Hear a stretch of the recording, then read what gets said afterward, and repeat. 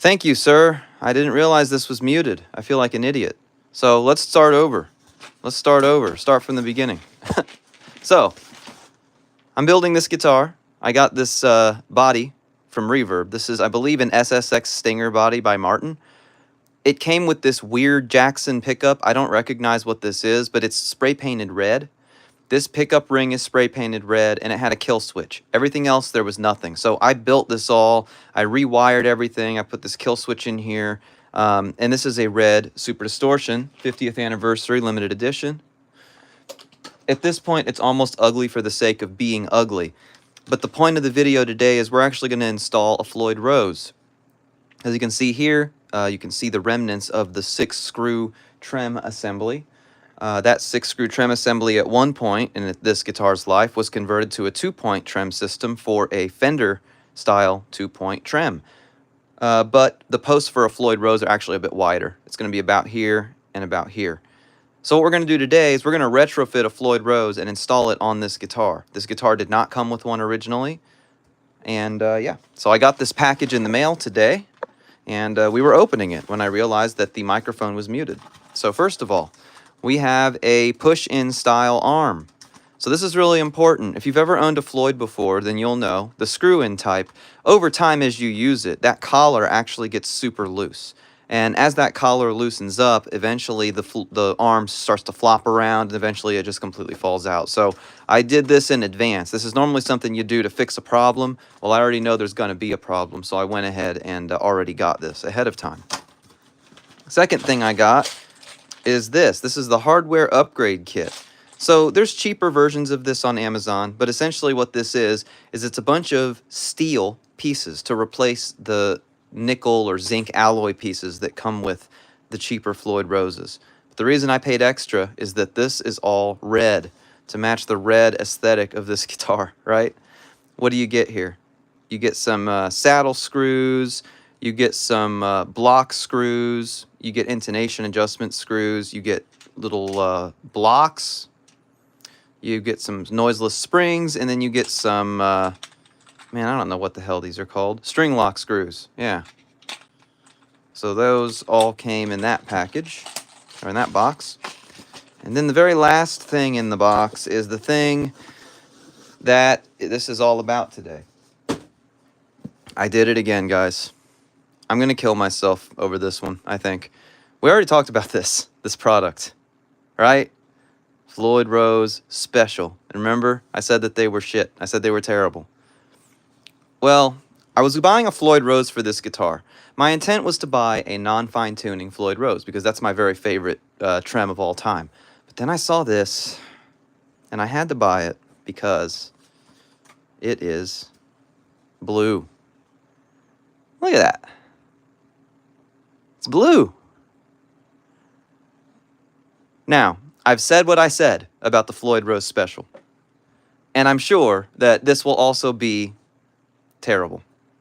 But that is why I bought these. Okay?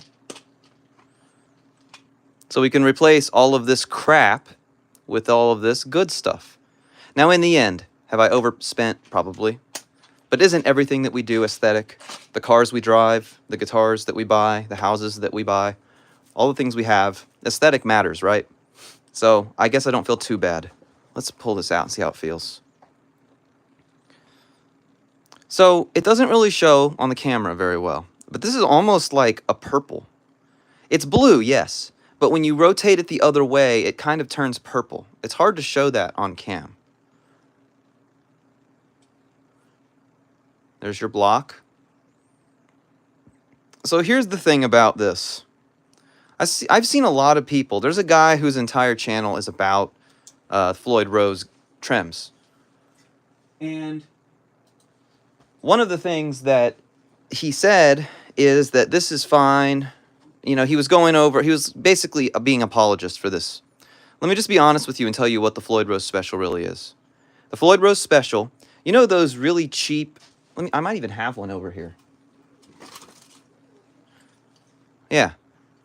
You know those really cheap licensed ones that you can get on Amazon for like $19.99? This is an example of one right here. You know those?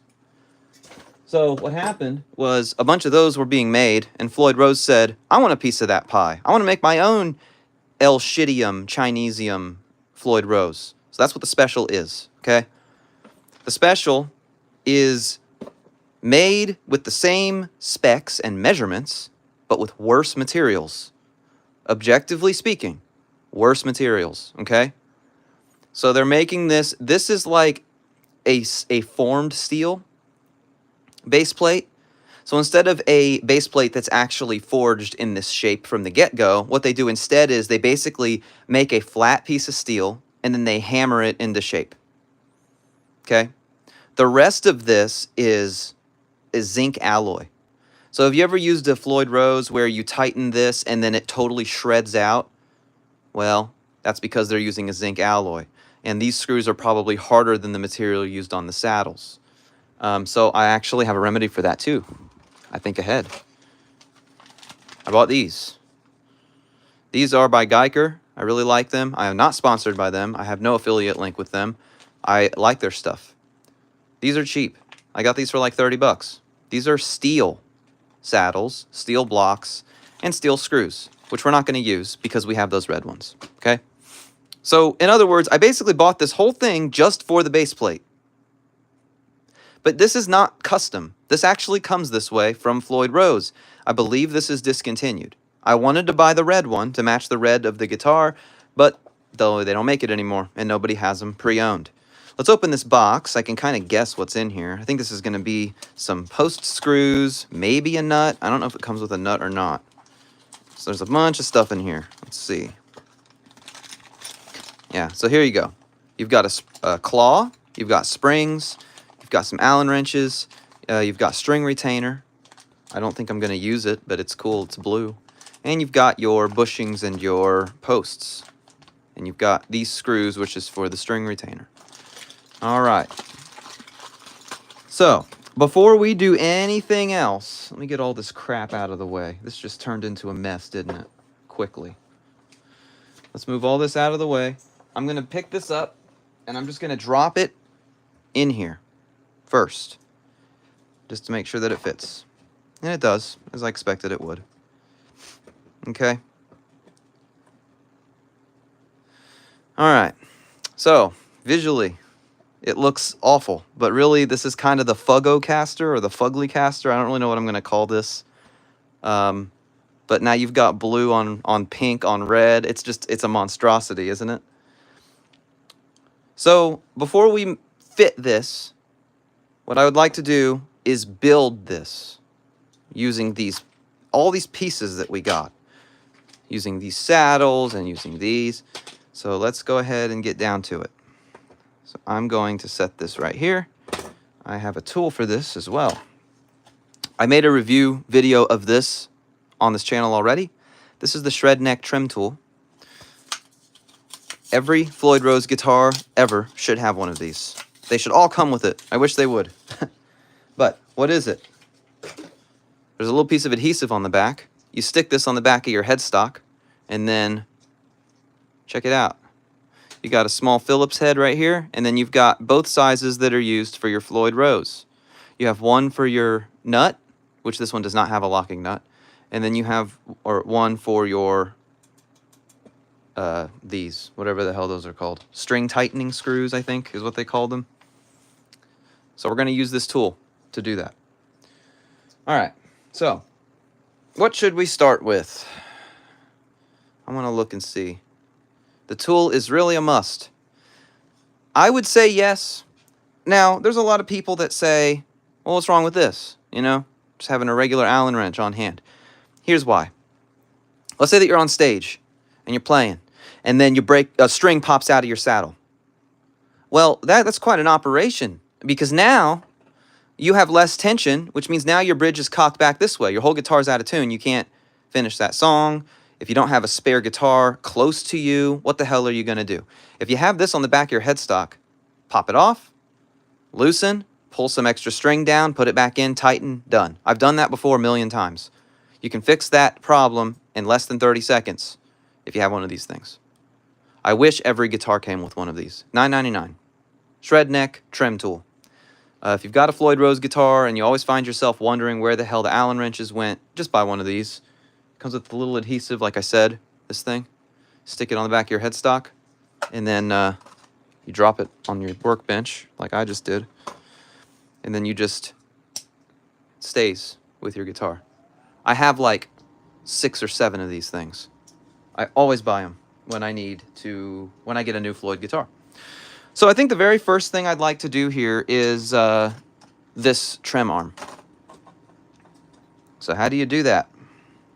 Well, wait a minute. Where's the blue one that... Oh, it's in here. I was going to say. So here's what it comes with. So this trem arm is a terrible design. And this doesn't just go for this special. This goes for all Floyds that use this. What the hell is wrong with them? Look at this. So you put this in here, right? You know how this works. You put this in here, you tighten it down, you know. There you go.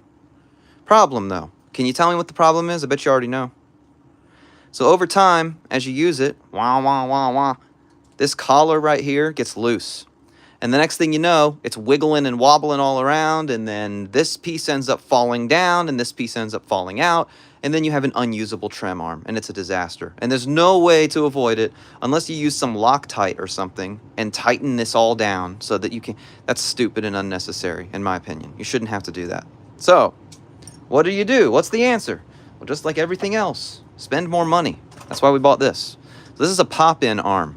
So this avoids that problem by having the arm pop straight down into this collar. Instead of screwing it in, it just kind of pushes in. And then there's a little adjustment screw right there. I don't know if I can get it to focus. I can't. But it's right here. Tiny Allen wrench. And you can tighten it that way. And then it's not going to fall out, right? All right. So to install this, first you have to take this off. So I'm going to grab my trim tool because I think this is the right size. And it is. So you see how it works? Isn't that awesome? It works for pretty much everything on the Floyd Rose. And then you just turn it. By the way, that did not take much. I just barely applied pressure and it loosened. That shows you how easily this would have fallen out just during normal use. Check it out. And it's gone. It's off. Gonna put it back together now so we don't lose it. Pretty bad design, Floyd. Now, this design is better than the original design. The original design is this. This is like a Strat. So the original one, it won't work with this because it's not threaded, but the original one, the collar, you actually I have the collar right here. This is from an original Floyd Rose from the mid-'80s. So the original, you put this in here like this and you just turned it. But it was the same problem. Because it was tied down in here so tightly, because it was threaded, it would jiggle and jiggle and jiggle, and the next thing you know, this is all loose. So they upgraded it, and instead of threading it directly into the collar, now you thread it to the outside of the collar. And while that helps, it doesn't solve the problem. So we're going to put that in there, put that away, because we're now going to install this. All right. And then you cut yourself with the staple. Ouch. All right. So here you go. How does this work? Check it out. That's it. So there's the arm. There's the collar. And you just push it. So now, when you turn it, here's why this works. When you turn it, it actually stays in place and there's not very much resistance. When you have it threaded in, on like the other way, you can turn it and then it reaches the end of the thread. Well, when it reaches the end of the thread, one of two things is going to happen. It's either going to strip out or it's going to rotate the collar with itself. And when it rotates the collar with itself, it has a tendency to unscrew itself. So because this is a pop-in arm, there's not as much friction. See how easily I can just flip it around like this? So now when there is no end to reach. There is no end of a thread to reach. So almost never, if you've installed this correctly, almost never is this collar going to rotate itself. The second better thing here is that they're using this bolt to hold it in. Whereas on the other one, which I threw away over here, there's this tiny little nut that holds it in. It's just not a good design, okay? So again, if you're having problems with your arm flopping around, just get one of these. You can get them for 15 bucks, I think. All right, so let's take the arm out. And let's grab the Floyd, okay? And so what you're gonna do, get everything ready, unscrew this. Now, I don't think I have a socket that's deep enough to do this, so I'm gonna have to do this the redneck way. That's okay. So it's easy. You drop it down in like this. You wanna make sure that your little adjustment thing, see that little thing, is facing out, okay? Okay, so you push it in like that. Is it not gonna fit? I think it might be too thick. Well, we'll see. Oh no, never mind, it's good. So you push it in like that, okay? And then you take your bolt and you tighten it like this.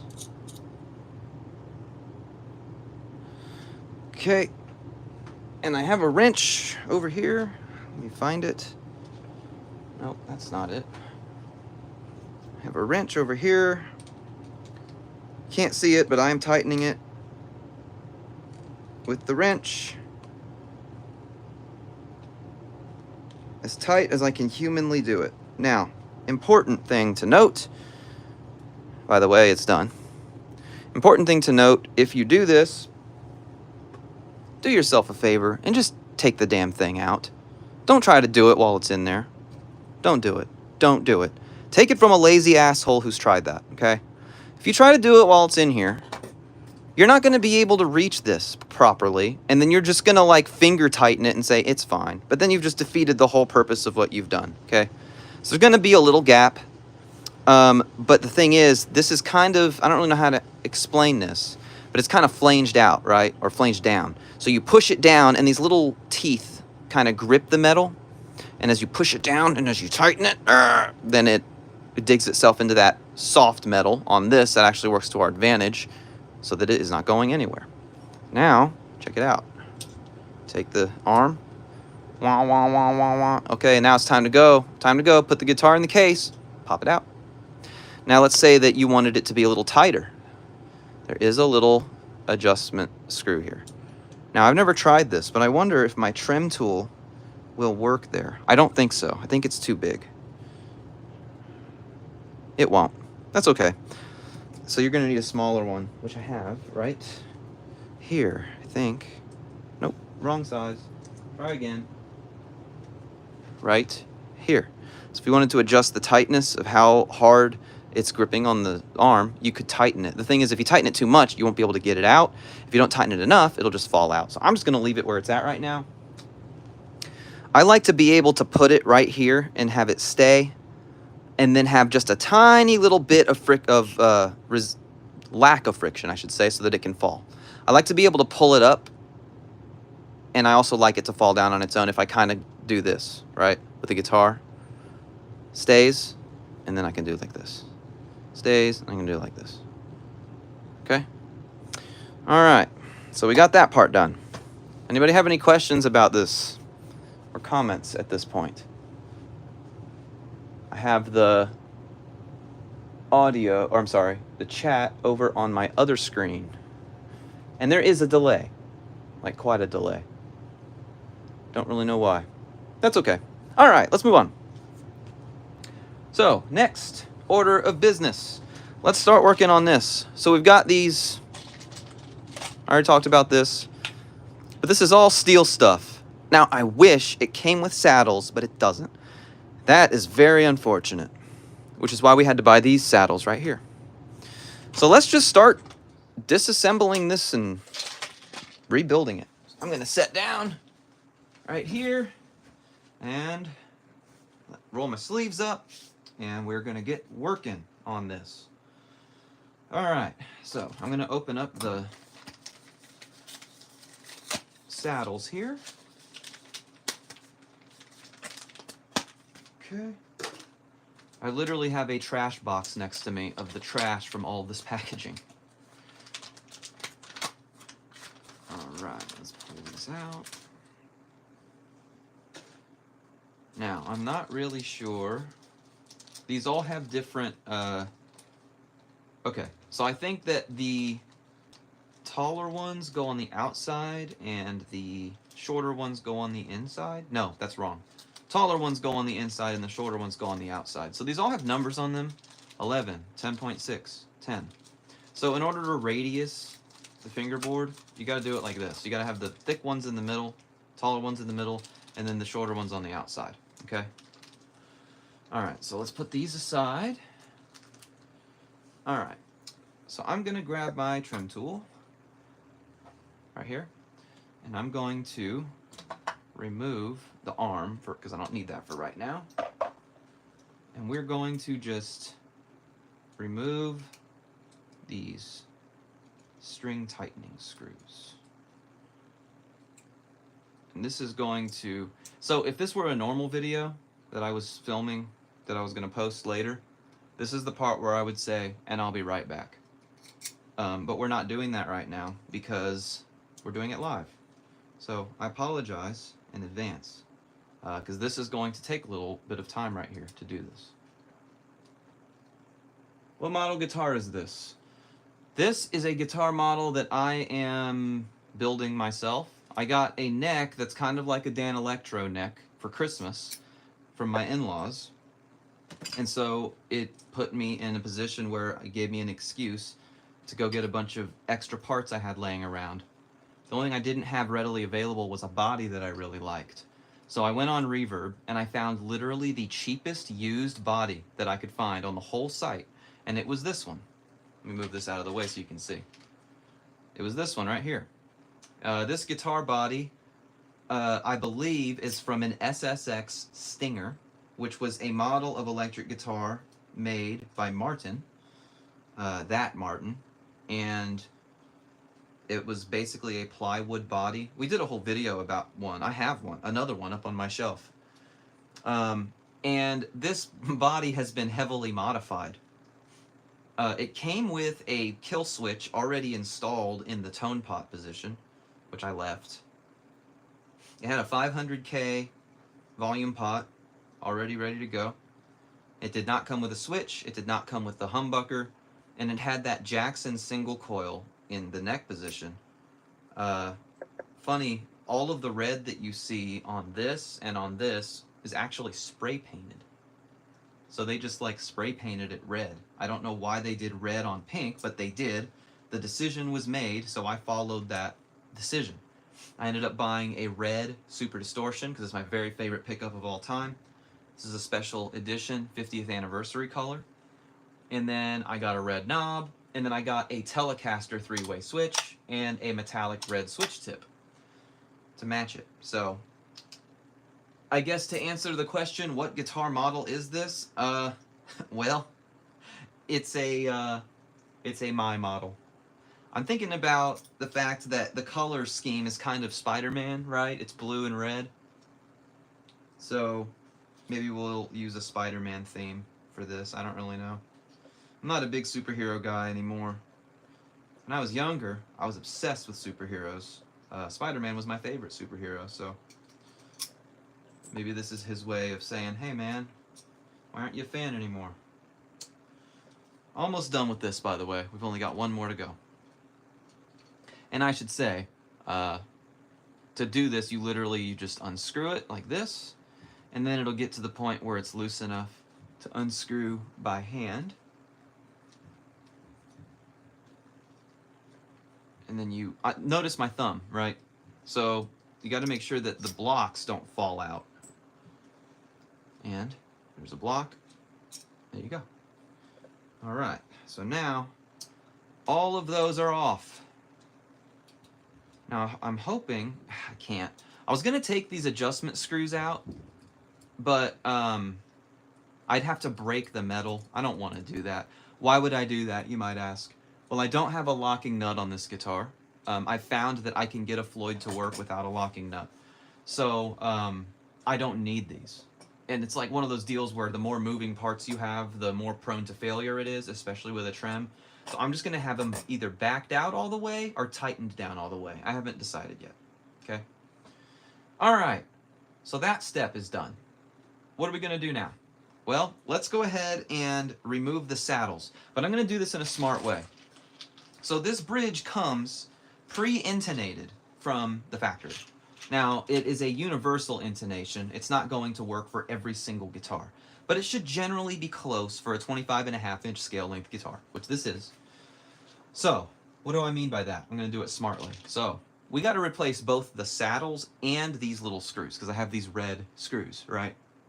So what I'm going to do is I'm going to take this out like this.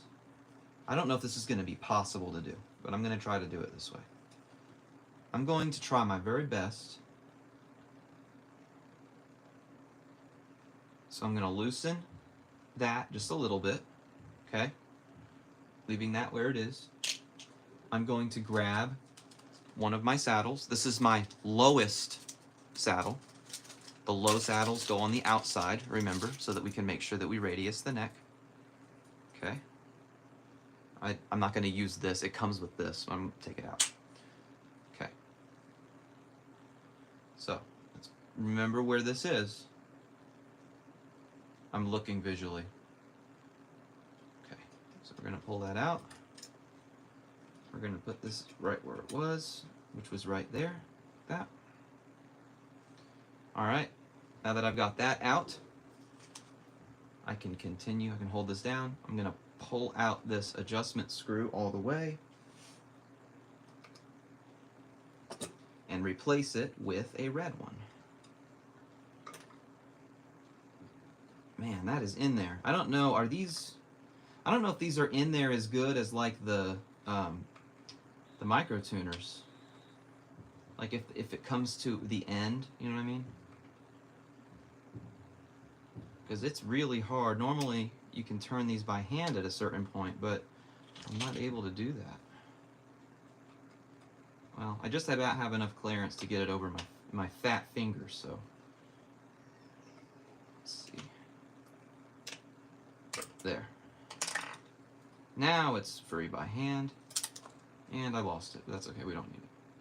Okay, now I'm going to grab one of my red ones. This one right here. Let's look down in there. Okay. Oh, dang it. Dang it. Put this back where it goes, which was right there. There we go. So I'm thinking that a traditional Allen wrench may be the answer here, because I need to be able to turn it better. Like this, for example. Yes. It's a lot better. And there we go. Alright. It's just about in there. Man, that was excruciating, wasn't it? Okay. So that one's in. This is gonna suck, isn't it? Doing this with all of these.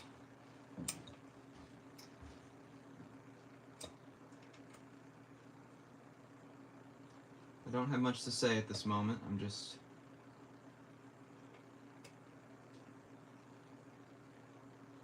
Alright.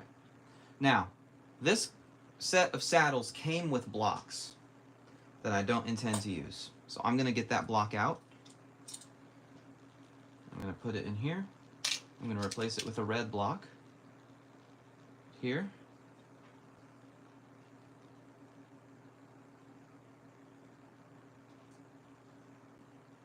I think I got it. Hold on. I'm just trying to see if it lines up. Okay. And then I'm going to grab my string screw, stick it in there.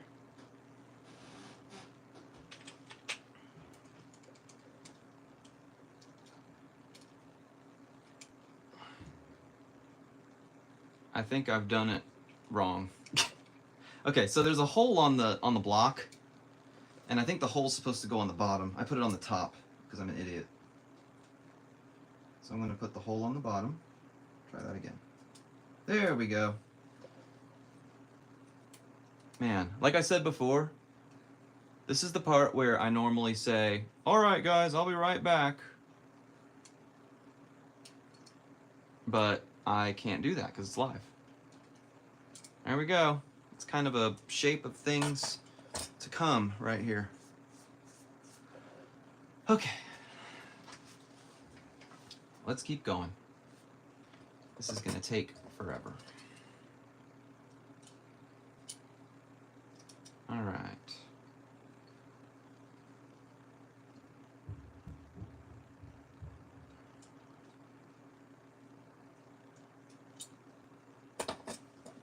I'm hoping that this is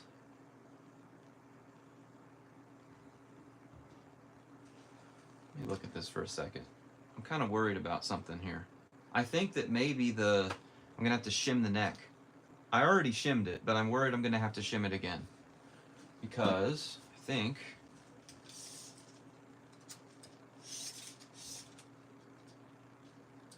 well, no, it'll be fine. I hope. We'll see. Visually, it looks... it might work. We'll see. We'll see. All right, let me grab my tool again, and we're going to take out the rest of these. So, let me grab my trim tool. Let me grab my Allen wrench.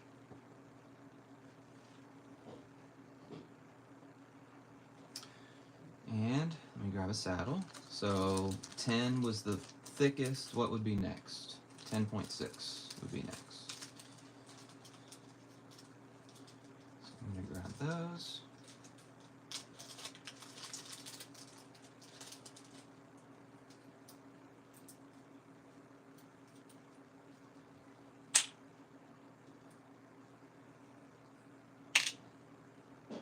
Saddle's ready to go. Okay, and I'm going to grab my Allen key. I'm going to loosen the saddle.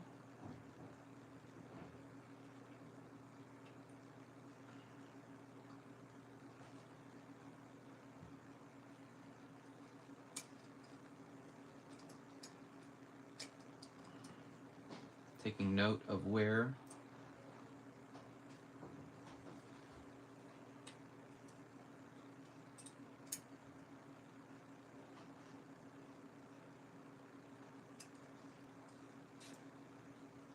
I do want to check and see if what the difference is in height on these saddles. Okay, they're the same. They're exactly the same. Okay, just making sure. So it was right there. Okay, and then I'm going to take this out.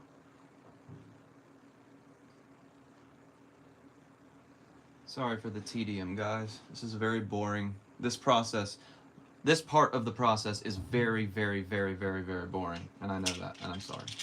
Okay, that in there. That. And then we want to tighten it down about right there. So as I said before, I'm matching the intonation or saddle positions. There we go. That's in there. And I'm not going to bother with the saddle blocks and stuff until we get to the end. All right, next we have the tallest saddles. The tallest saddles go in the middle. Reason again is fingerboard radius. Fingerboard radius is low and then it goes up like this and then it goes down. So you got to make sure that you put your tallest saddles in the middle and your shortest saddles on the outside. I've seen people make that mistake before. Not a good mistake to make. All right, checking the relative position of this saddle that I'm about to remove. And I'm just going to tell you what I'm thinking in my head because I realize I haven't been doing that. So because this came pre-intonated from the factory, I'm trying to match the saddle positions. So I'm looking for some sort of visual cue. So what I'm using at this moment right now is, for this saddle, where is the end of the saddle? So if you look, the end of the saddle is almost to the end of this adjustment screw, but there's a little bit of a chunk left. Okay? So I'm going to pull this out like this. I'm going to loosen it. Like that. Okay?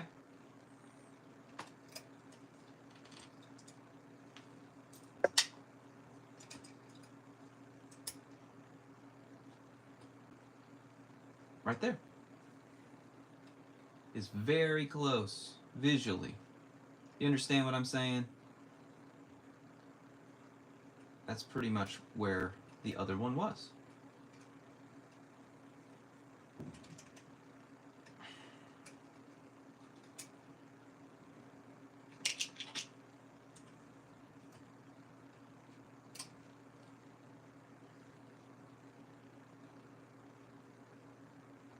In case you missed it earlier, I am replacing all of this hardware on this Floyd Rose Special with steel hardware. Some of it is Floyd Rose branded steel stuff, which is all the red, and then the saddles themselves are Geiger saddles. Okay. All right, we're halfway there. And I am checking the chat. I know it doesn't look like it, but I am checking the chat. And I haven't seen much, which is fine. No problem. Just want you to know that I'm paying attention. Okay, let's look at this one. So, this saddle is just ever so barely past the end of this saddle, pretty much lined up to the end of this adjustment screw. So doing things by sight isn't great, but it's sometimes the best way. So let's grab another of our tallest saddles, because the tallest saddles go in the middle. Okay.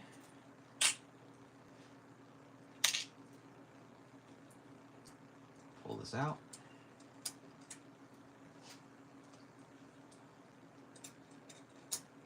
And this, like I said, it goes pretty much to the end of this adjustment screw. So right there. Okay. And we're going to replace this El Crapo Chinesium screw with a steel screw. Now, I don't know if this is American steel or not, but probably isn't. But you never know.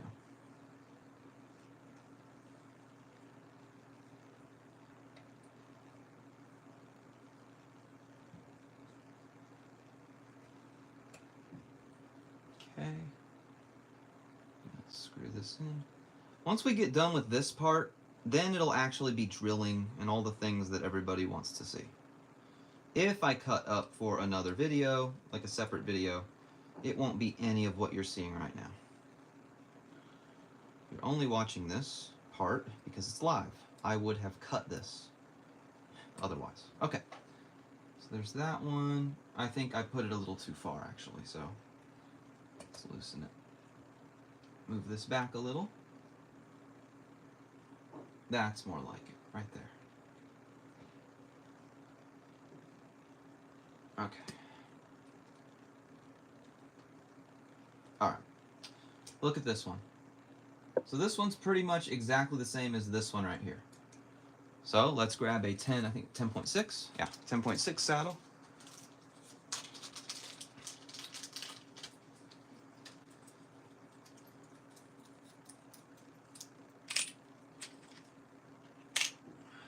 Get it ready.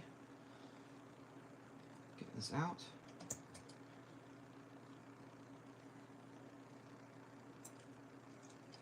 I like the look of these blue saddles too. It's too bad that I couldn't use them.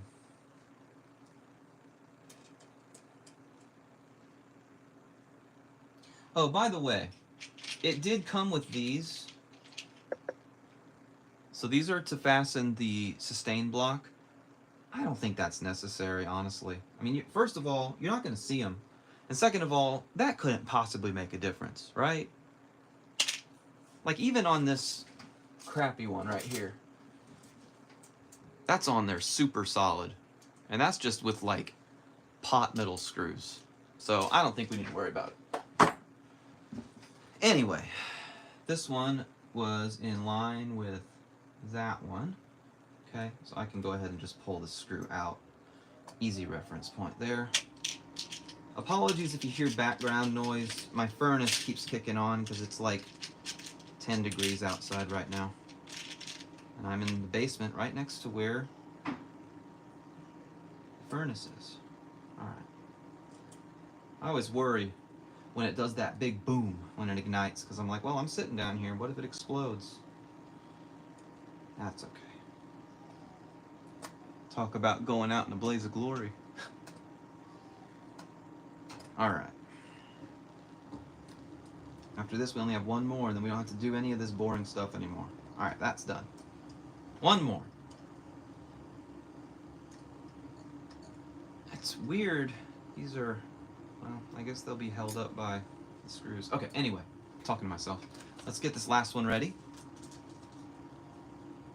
Anxious to see how this looks when it's all done. It's probably going to look awful. Okay, grab this.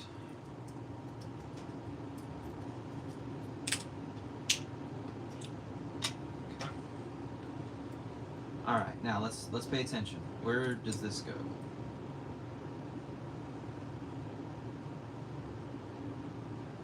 Just past the end of the screw. Got a visual reference point. Grab that over here.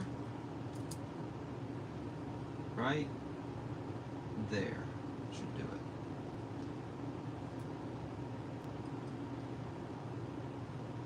All right. Man, they give you extra screws. They give me 7 of these. I wonder if it's because people have those 7-string Floyds. I'm not used to getting extra of anything. That should do it right there. Is good.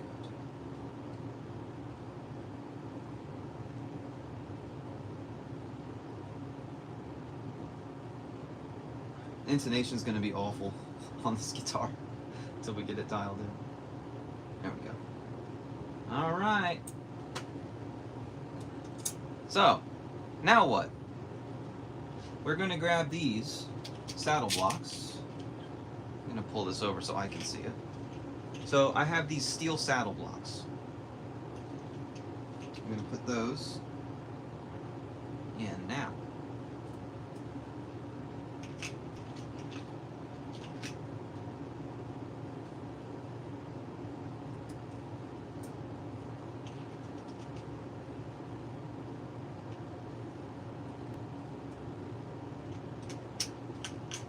Really wish that those blue saddles would have worked, but you and I both know what would have happened. It would have stripped out, and I would have got pissed off, and we would have ended up making a rant video. I'm not promising that that won't still happen, because it is a Floyd Rose special after all. Alright, let's get these screws in.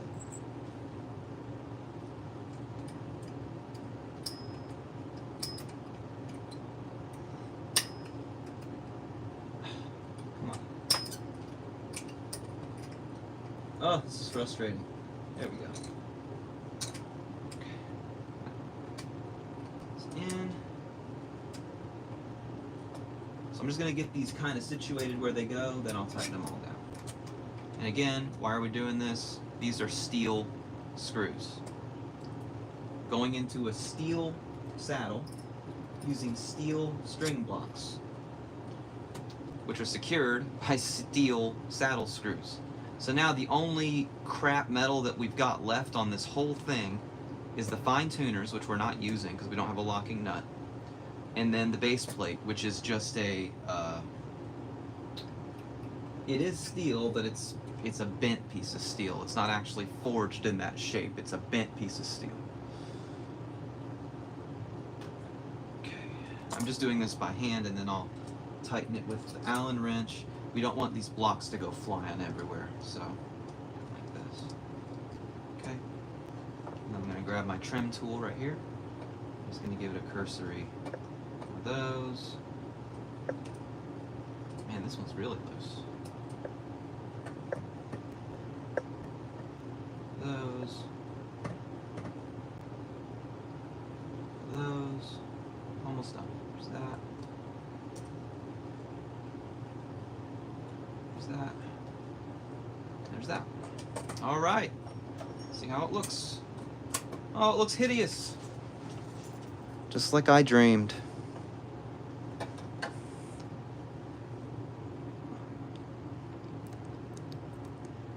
Now that's a trim only a mother could love right there.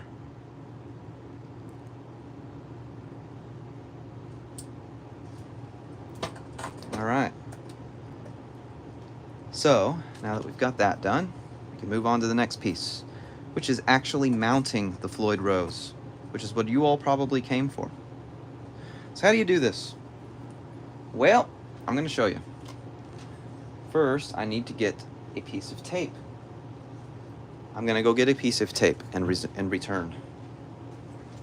It's in the other room. I'll be right back. Don't go anywhere.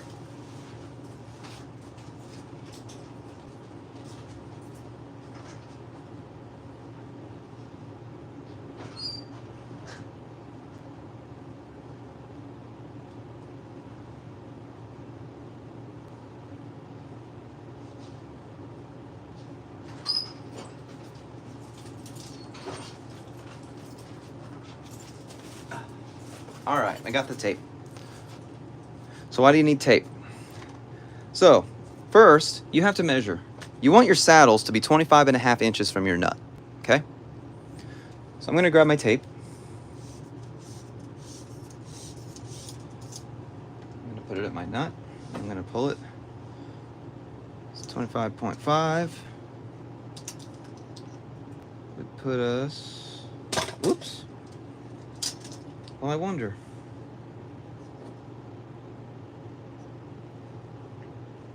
You know, I think this is a 24.75 inch scale neck. I didn't know that. In which case, I'll just pull this forward, and there we go. 24.75 would be right here, which is right where it is. Well, thankfully, I have enough room to move the saddles, but that's going to screw up the intonation because it's a 24.75. I did not know that. So right there. So let me pull this back. Let me grab my tape measure.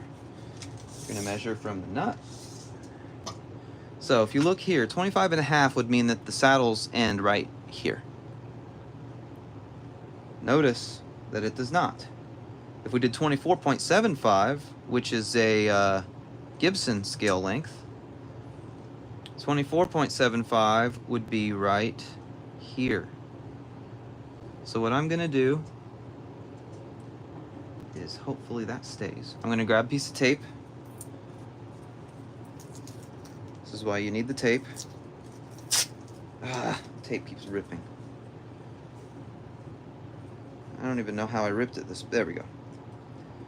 You're gonna grab a piece of tape.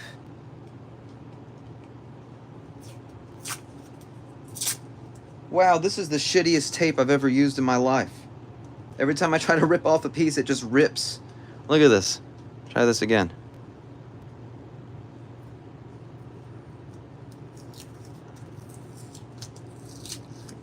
Look at that. See how it's just, it won't rip all the way. It won't, I can't get a piece all the way off. There we go. I'm just going to keep doing it until I can get a whole piece. This is ridiculous. Look at this. Look at this. It's ridiculous. Like what, did it melt or something? God. It's pissing me off.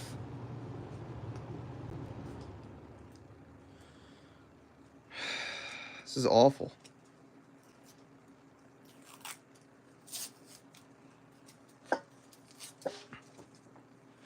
Unbelievable.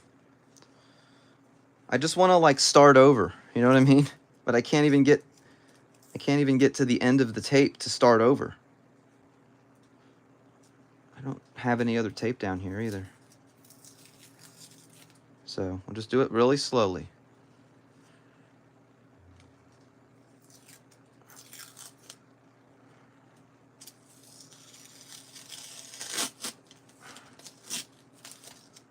Almost done. This is so dumb. This was not on my bingo card for today. Struggle with getting a damn piece of tape off of the roll was not on my bingo card today.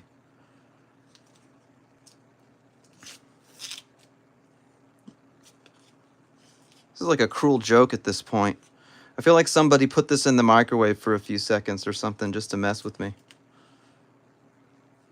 There. We did it.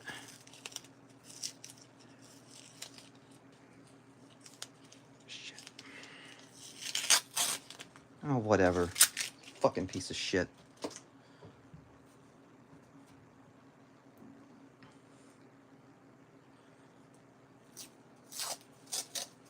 There, I got it. Finally.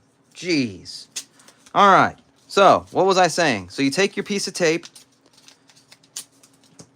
and you want to find your 24.75 mark, which is right, or 25 and a half, depending on your scale length of your guitar. So for me, that would be right. There's 24.75. It's right there. So I'm going to take my tape and I'm going to mark that exact spot right like that. I'm trying to do it as straight as possible. Okay. So there's that part. So this line is 24.75. Okay. Next, let's set this down. Oh man, really? The tape is too thick for this, I think. That sucks. Well, I think I might be able to rig it. Yeah, that'll work. That'll work like that.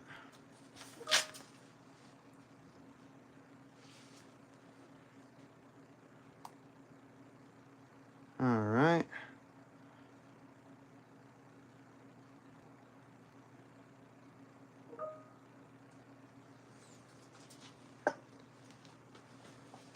Give me just a second here.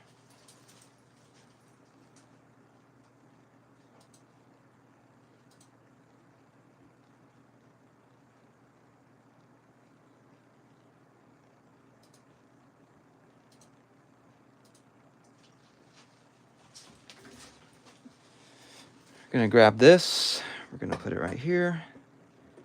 And just look at where this is. So if I pull this forward, it's hard to see it, but you can see this line, right, for 24.75, and you can see that it's very close to this saddle right here. So I think we're gonna be fine. I can adjust the intonation as needed later. All right, so the second thing we need to do is we need to line this up so that it's even on, and we can put the posts down, right? So to do that, what I recommend is locking tuners. Locking tuners is huge. Because with locking tuners, you can very easily install your string and pull it down without having to wrap it and do a whole bunch of crap. So I have some strings here. I'm going to open them.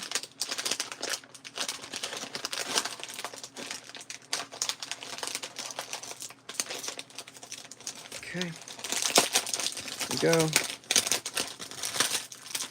Wow, I didn't realize it, but when you buy a multi-pack of these strings, it doesn't give you 3 packs. It gives you 3 of each string. That's funny. Okay. So we'll start. Oh, no, it does. It does give you 3 packs. They're just not in a fancy envelope. All right. So let's go ahead and get the strings out. We're using cobalt strings today on this guitar. So I'm gonna grab one of these strings. Hey Andrew, how's it going? Okay. I got locking tuners. I'll show you the rest of the guitar in a few minutes. So it's a matter of literally just pulling it through the top of the guitar. Now why are we stringing it, you might ask? The trim isn't even installed. So what we're doing right now is trying to line up this way and this way where the posts are going to go. That is what we're doing here. So let me grab my Allen wrench. That's the wrong one. Here it is. Loosen this a little bit. Grab the string. Stick it down in there. Gotta loosen it enough that I can get it down in there. There we go, it's in there. Tighten it. I'm not going to tighten it like super tight, but I'm going to tighten it enough that it stays. And there we go. Like that. So remember what I said. I am just using this to line up the string.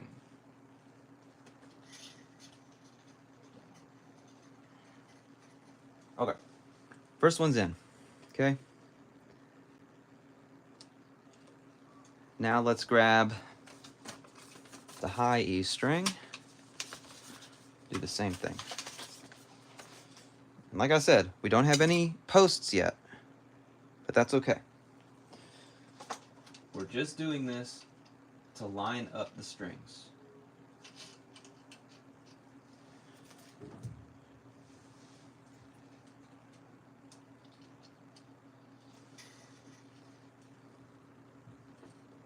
Okay, unscrew this.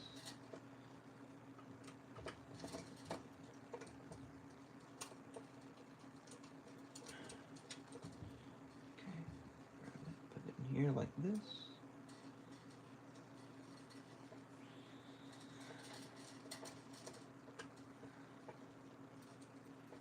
Okay, that's in there pretty good. I'm going to tighten it just a little bit here so that it will stay, not fall out. All right. And I'm going to pull it tight.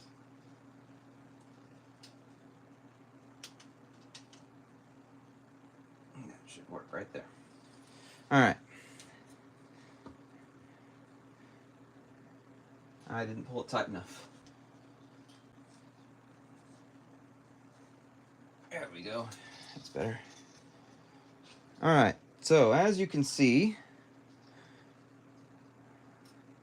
that's pretty much where it needs to go.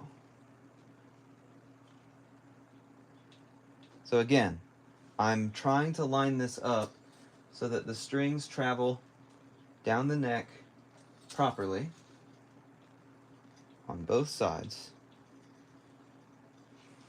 See that? And then once I've found where that spot is, I'm going to mark this somewhere on both sides of the... And really, what I'm trying to do right now, just to kind of give you some insight into my thought process, I'm trying to see if this pickup ring is actually symmetrical and in the right spot. Because if I can line the trem up with the pickup ring and it's accurate, then we'll be good. The problem is it isn't. It's going to have to go over a little bit, like that. Now I know you can't see it, but in order for it to be dead straight, it has to be like that.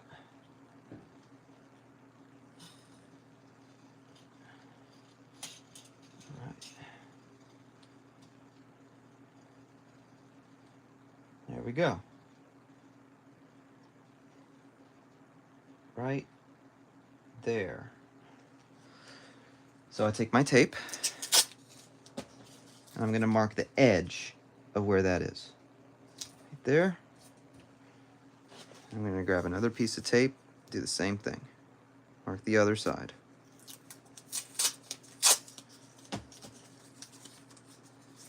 Okay, right.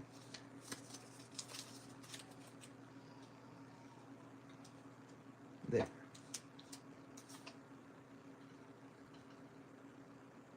All right. So now we have marked where the edges are And now we need to mark where the posts go. So I think what I'm going to do is, let me grab my tape measure and just check something real quick. I don't think I want it touching the take-up ring like it is right now. But what I do want to do is measure this and just see what our scale length is currently. So we're at 24.75, almost exactly where it is right now. So we're going to back it up to give us a little bit of clearance behind this humbucker right here. And then I think we'll be there. So let me loosen the string so that I can pull this back a little bit. Show you what I mean.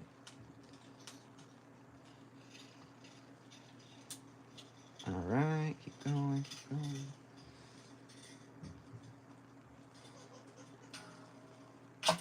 All right, I'm thinking of putting it right there. Okay, if I put it right there, then we will be at what scale length? Right at 24.75. All right, so that is where I'm going to put my posts. See that? Got to make sure that it's straight. It is. And then I'm going to mark that spot with something. I'm going to use a long screw. See if I have a screw that has a sharp point at the end of it. I got one right in here. Use a neck bolt. Okay. And I'm going to mark. Right there.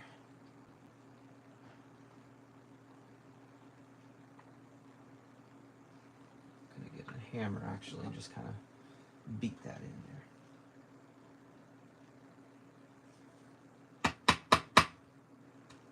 There's one.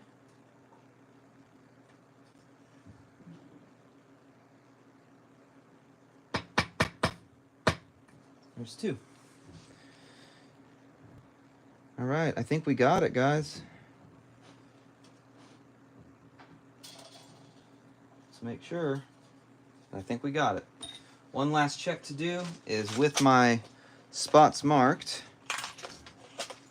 I'm going to tighten these strings and just make sure that they line up properly. Okay. That looks good to me.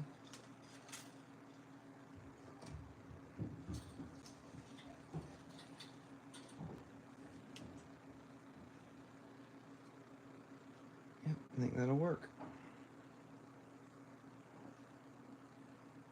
Sorry, I know you can't really see what I'm doing, but yep, that'll work. All right, so. Hey, Andrew, I did, in fact, do that. I'll do it again right now. So if I were to leave it kind of where it is, I need to loosen this a little bit, though, show you fully. I'm going to put it right here, like this. Pull this out, and we end up at right about 24.75, if you look here. 24.75, 24.75, 24.75. So I thought this was a 25.5-inch scale length neck. It is not, but that's okay. All right. So now that we've got all of that marked, we can drill our post holes. So to do that, I need to remove the strings from the saddles. So I got to grab my trim tool to do that. I set it down somewhere. I don't know where I put it. Let me find it. There it is.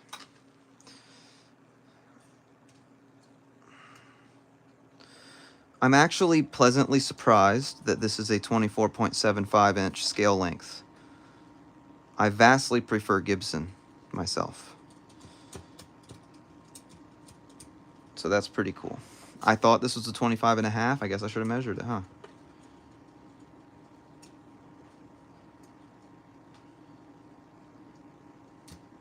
All right. Now, here's the good news about what we're about to do. If this goes poorly, you can undo it. You can undo it. All right, let's set that aside. So there is an easy way to get these out. if this doesn't work very well. So I want to make sure that we are, whoa, even here.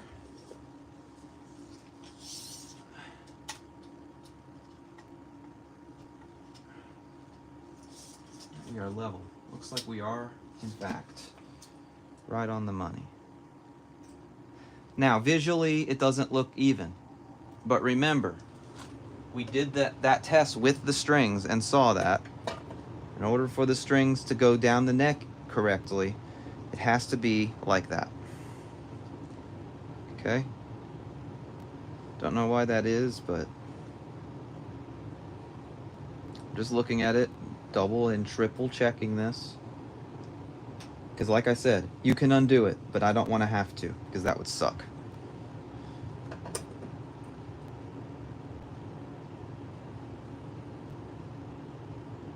All right, let's do it. So, for this next part, this is what we're dealing with.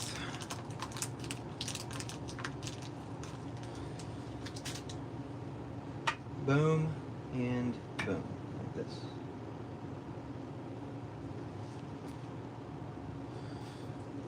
Okay.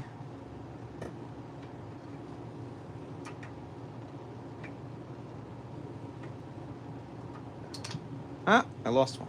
It fell down in there. So what you have to do is you have to drill a hole, and then you have to take these bushing things, these ferrules, whatever you want to call them. Thanks, Andrew. Man, that is long. Look at that. Now, I might have to shim the neck again. I'm not really sure. But anyway, we got to get a hole that this will fit in. Put right there. We're going to hammer that down in there, and then we're going to screw this in. Okay? So let me grab my drill.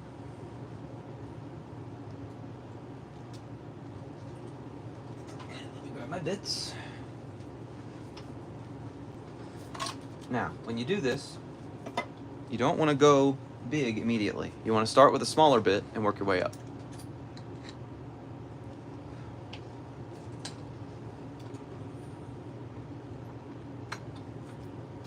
Okay, so I'm going to start with this one. It looks to be about, let me see something real quick, hold on. About half of this.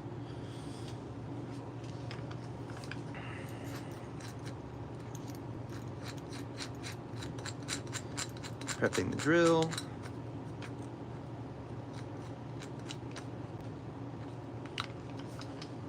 Okay. So we're gonna do down to about half.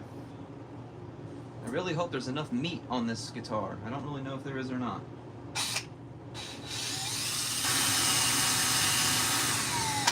There's one.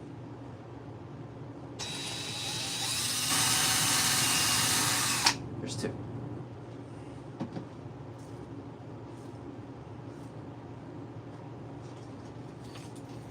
So far, so good. So we're going to work our way up until we get to our correct size.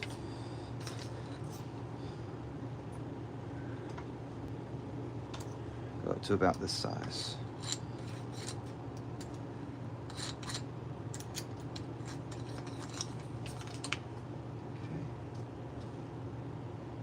This goes not very far. About a quarter. The best thing to do here, though, is to actually take a piece of tape. So set your drill down. You want to get a piece of tape and you want to wrap the bit where you want to stop so that you don't go too far. So if I look at this, not like right there. That's it, just like that. So I know to stop when I get to the tape.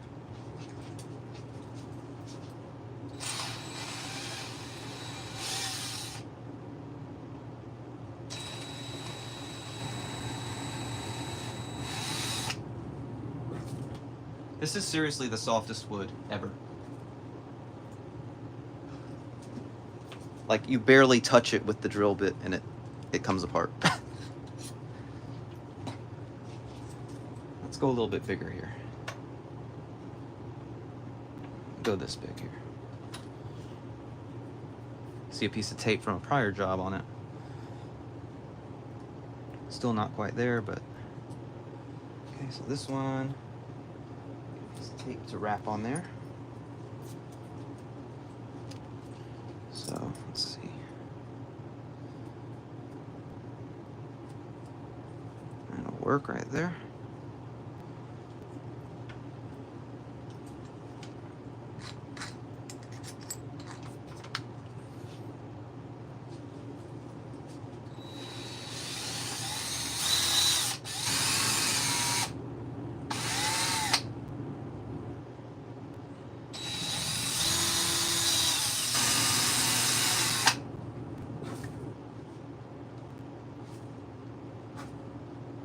Getting there. Closer and closer and closer.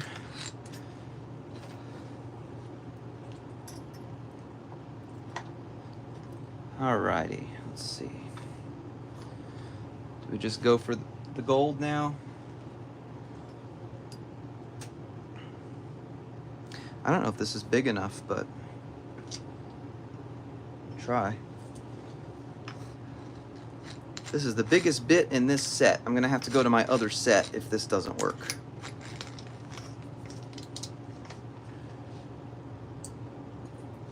All right, I'm putting on the tape now.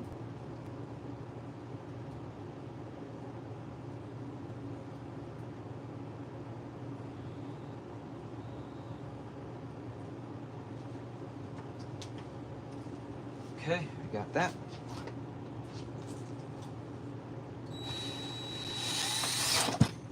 Damn, that went in fast. That was messy.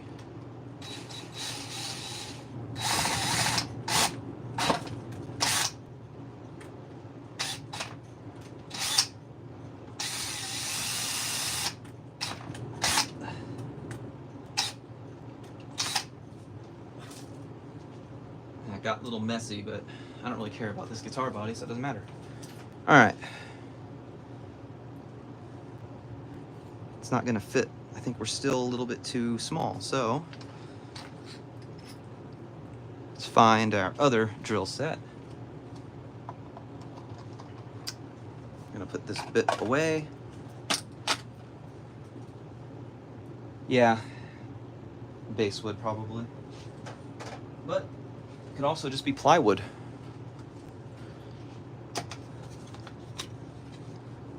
All right, let's see. I cut myself on this the other day, so I have to be careful.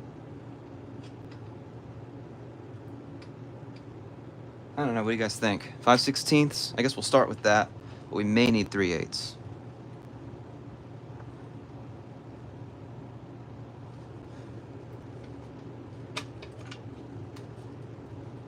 I cut myself pretty bad on this yesterday. I'm gonna grab it with something else because I don't want to cut myself again. I got some pliers here. Just grab those.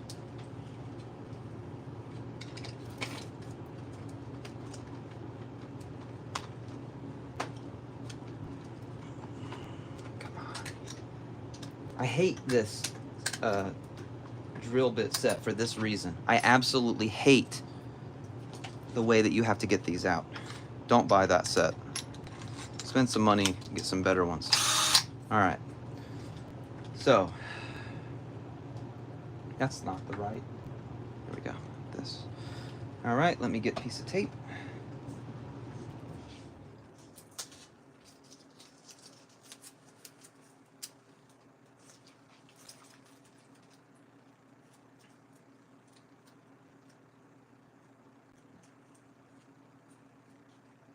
Okay, it's on there. Let's go.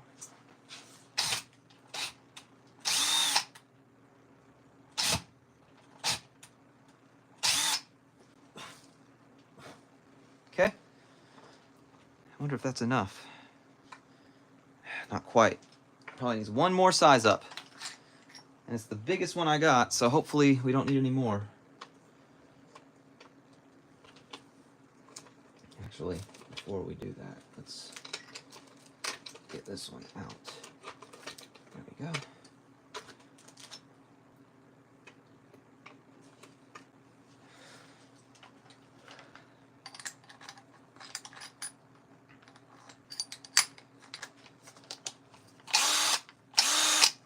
All right, this is it.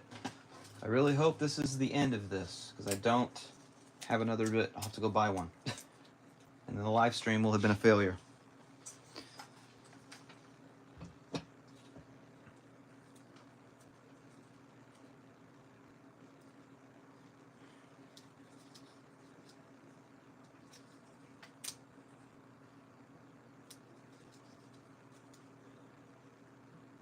Okay, let's do it.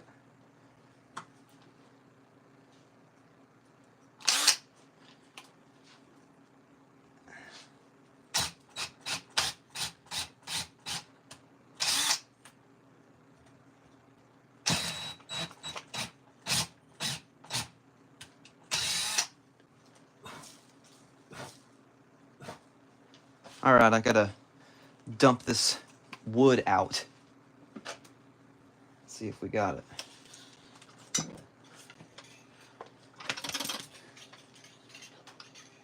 Okay.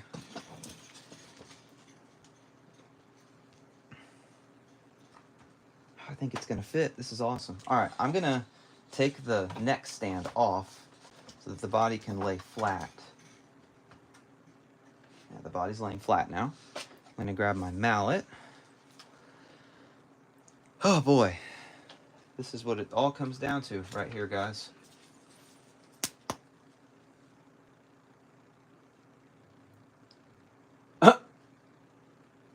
I wouldn't say that it's a true genius. You don't. You know why this towel's here? I gotta make a confession. There's a towel under this because there's so much shit under here that you can't see. I gotta do something about that. It's not good for my mental health. It's bad. Keep your workspace clean, guys. Clean your room. I need to clean my room. All right, here we go.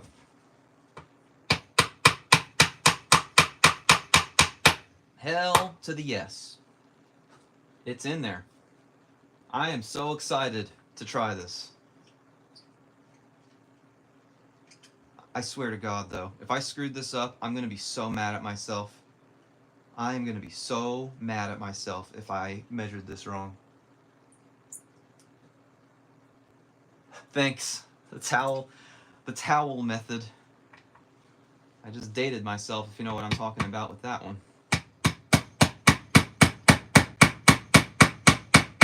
Quick question for the guys in the chat. Who tried the towel method? And did it work?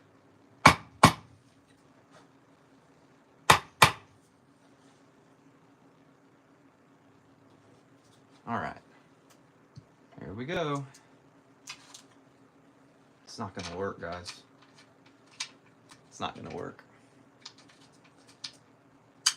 It's just not. I just know it's not. It never works the first time. Ever, ever, ever, ever, ever, ever, ever. Tell me I'm not alone. You do a mod project like this, or you upgrade a pickup, or you install new locking tuners or something in your guitar, it always, always, always, always, always screws up. It should be as simple as screw the thing in, and then you're done. Drop in replacement. And it never, ever, ever, ever works, does it? Is it just me? There's always some stupid shit where it's like a millimeter off or something. And then you got to take the whole damn thing apart and start over. Or you got to rig it in some kind of messed up way.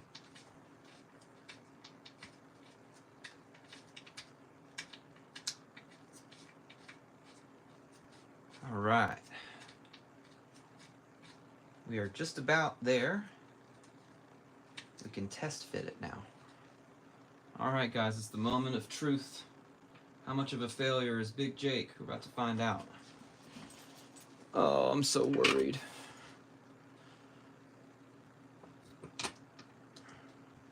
Okay, well, it fits, and I am able to dive. So that's a win already. But here's my question. This is a two-part deal. I'm worried that I'm going to have to re-shim this neck. But before we even get down that rabbit hole, let's take all this tape off. But hey, guys, listen. I think it worked. And I'm going to give you all credit. This is normally something I do by myself, but my wife told me the other night that when I do this kind of stuff, I should live stream. Honestly, if there's one person who enjoyed watching this, then it was worth doing, in my opinion. Doing stuff by yourself sucks, man. Especially when things don't go well. I'm gonna have somebody that you can yell with, right? All right, let's get the springs on. We're gonna put 3. You can always take springs off. So let's flip it around. Jeez. All right. This is this whole workbench situation is a nightmare. Hold on a second. There's wood shavings everywhere, which are, by the way, you should save those. If you're working on something and you have wood shavings, save them. I can't tell you how many times I've had to plug a hole in a guitar or something, and having those wood shavings saved my ass. Because you can use those with wood glue to fill in dowel holes or whatever kind of problem you're having. All right. Damn it. All right, well, let's get this in here first. Let's start with just, if we can get one spring in, let's do the middle one. If we can get one spring in, then it will stay well enough for us to put the others in, right? So, that's in.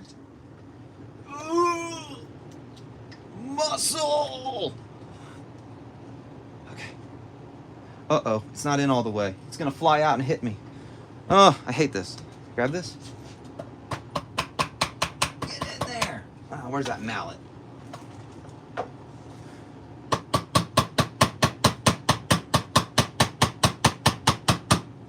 Whatever. Oh, it's not in there at all. Oh, that's awful.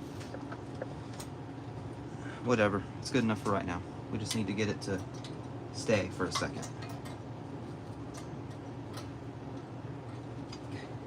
Let's get the second one. Now, I got a trick for this. That's not it. Where the hell did I put my pliers? There they are. All right. Grab this. Like this. Pull it. Man, I'm not going to be able to do it. This cavity's weird. I don't know how to explain it. It just feels like it's not lined up the way I'm used to. And I have a weird angle. I hate this. This is one of the things I hate the most. All right, here's what we're going to do. We're going to back the screws of this out considerably so that we can more easily do this, because this is dumb.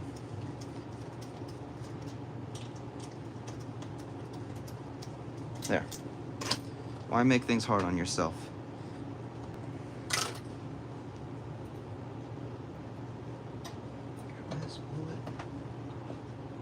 This is that stupid crap where these don't fit. Why? Why don't they fit? This is dumb. I hate this crap. We'll just use the springs it came with, I guess. I wanted to use these fancy red springs. Do the hole first. Okay. Let me get my pliers out and pull this out. See if I can get it in. Ah, there we go. Hey, you get a raise. Thank you. Great tip. I don't usually have that problem. Thank you so much.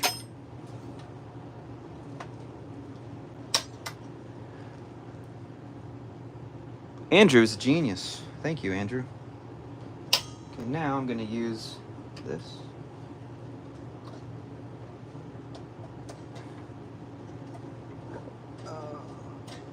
Jesus Christ.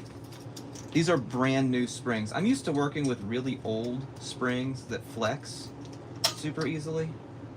I'm not used to working with brand new springs that are really tight. And this angle's weird. I can't fit my finger in there. All right, let's do this one.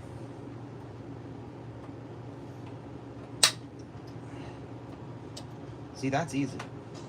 It's this one. Can't get my... There we go. There. Done. All right, and then let's tighten it a little bit. I'm worried these screws are about to break out. All right. That's in there. Jeez. And then let me get my arm.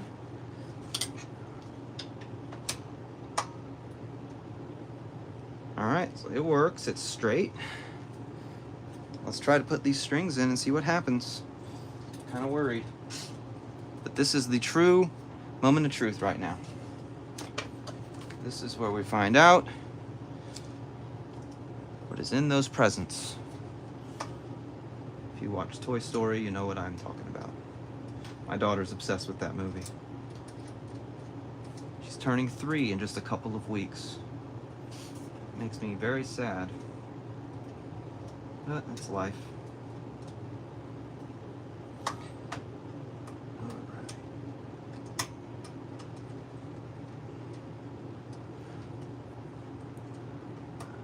You've broken a lot of stuff. Alright.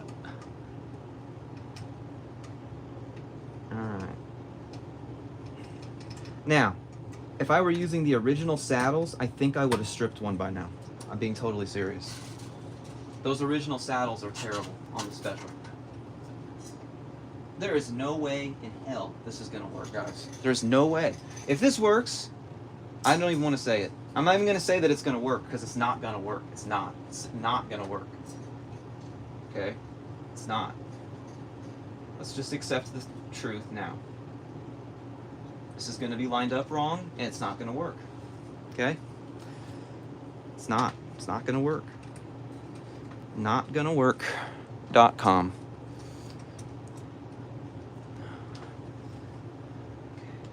But if it does work, you guys are all my hero, because you were here.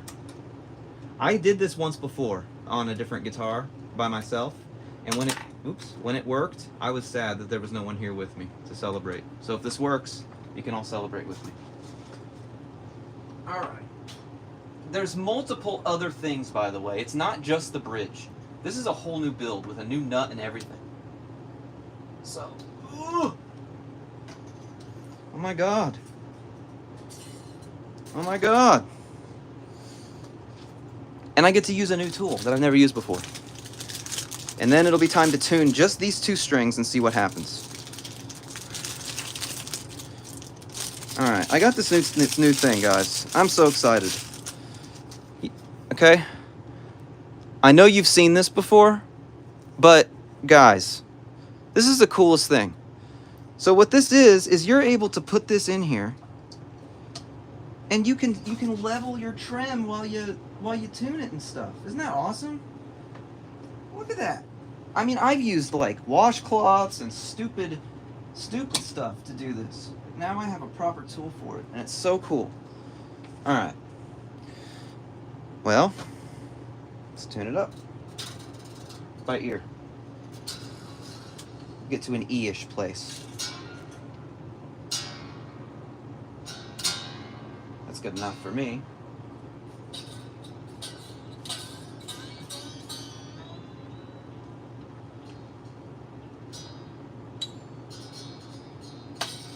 Uh-oh. That's okay. So did you see what just happened? The string flew out of the saddle. This is with a steel saddle and a steel screw and a steel block. You know why that happened? Because I didn't tighten it enough. Because I'm used to these L-Shidium Floyd roses that if you tighten them too much, you strip them out. So I got to remember that I can be more aggressive with this. Now you could still run the risk of screwing it up, but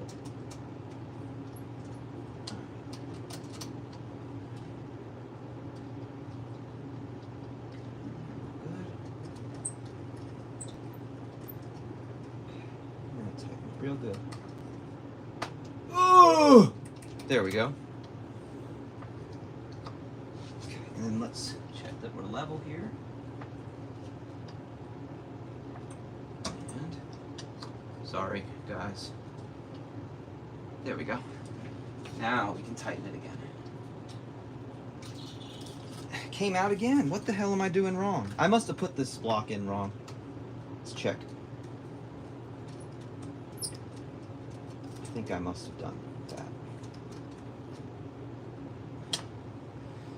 How the hell am I going to get that out?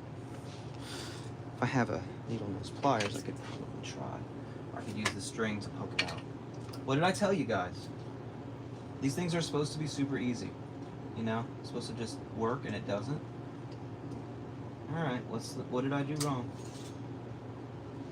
I didn't do anything wrong. Huh. Alright, well, here's what we're going to do. We're going to snip the end of the string off. And we're going to start again. So I've got a snipper right here. It's probably just the angle was bad or something. There. Let's try that again.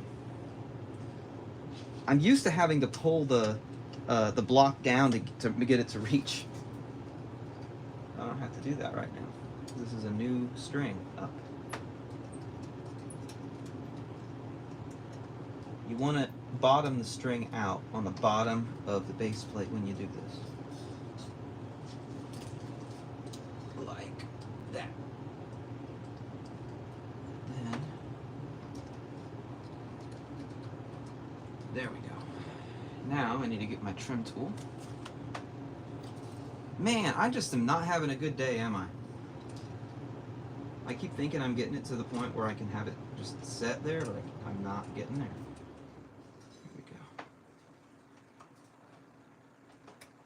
Yeah, look at that. I can't get it to tighten enough. So there's a gap, right? That I can't get the block. I wonder if there's like a problem with this saddle. Because no matter how much I tighten it, I wonder if there's a little piece of string broke off in there. That's probably what it is. I bet there's a little piece of string broke off in there. And it's keeping it from pressing all the way. Come on. There we go. Nope, there's not. Okay, plan B. I have an extra one of these blocks because my little pack of things came with 7 of everything. Plus, I have these other blocks that came with the burnt chrome. So let me grab one of these extra ones and see if it's the block. If it's the saddle, I don't know what we're gonna do. We'll see. But hey, this is what I just told you. Sometimes things just don't work.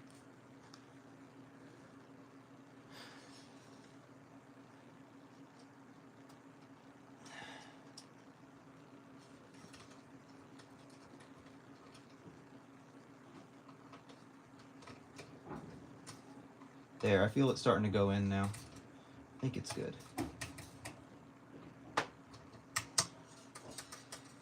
Yep, it's good now. All right, tighten it. Okay, and then make sure that this thing is on and flat. Go. And tighten.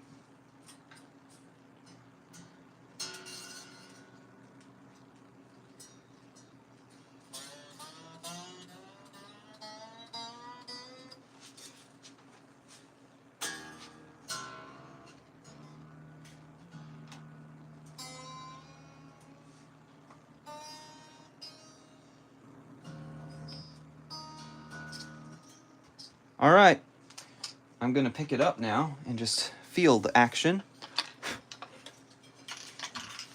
The action's really high. So hopefully I have room to tighten these down. If I don't, I'm gonna be pretty mad because I'm gonna have to reshim the neck. What did I tell you? I said things never work, right? Well, let's see if I can get this any lower.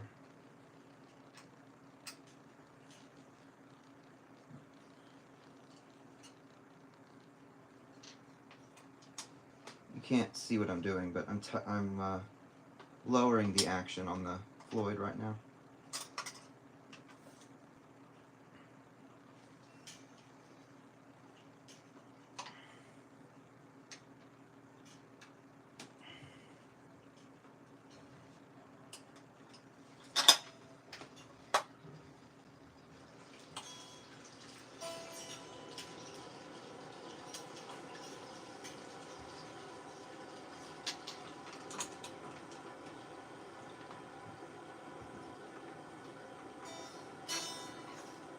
You can't see it, guys, but I'm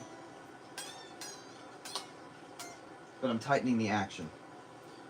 When I say tightening the action, I mean I'm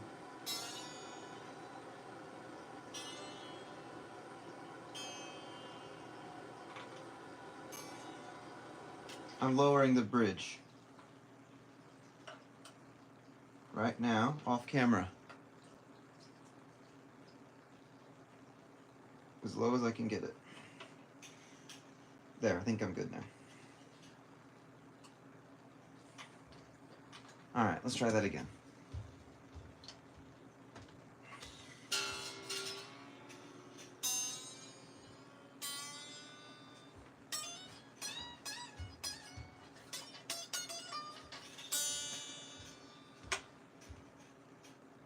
It's still high. That sucks. Okay, well, let me take this out and let me try to see how much lower we can go. I think I can go as low as I want on this because it's open on the bottom, the little bushing. As long as the base plate isn't touching the body, I should be able to just keep lowering it.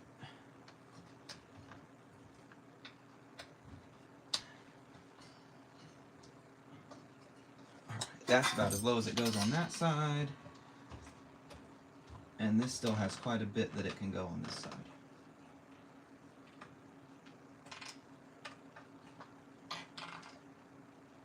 Alright, that's as low as it goes on this side.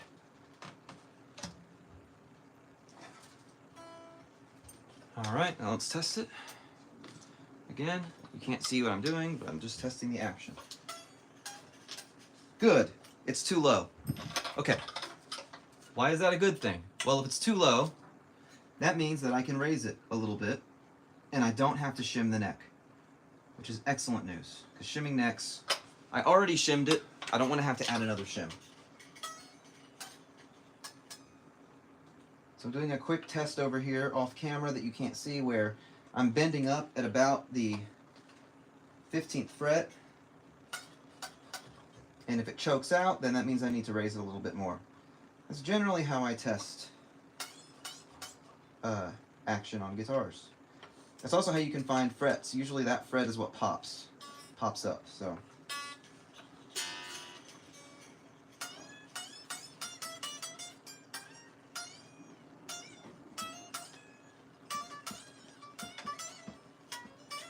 okay, I think I got it. So we can string up the rest of the guitar now, I think. Guys, I think it works. I think it worked. I think we did it. I think we did it. I can't believe it, but I think we actually did this. This is amazing. This is unbelievable. So there's still quite a few steps here, but we're going to get them done. All right. So we did the E string and we did the other E string. Let's start with the B string next. Now, when I string a Floyd Rose, what I like to do is I like to string it from the tuner down. And I put the ball end up. I like to save some of it so that if a string pops out or breaks, I can easily just pull some more down. That's the cool thing about locking tuners. Unlock your tuner, pull some more string down, reseat it in the saddle, and then get going. I need my arm. There it is.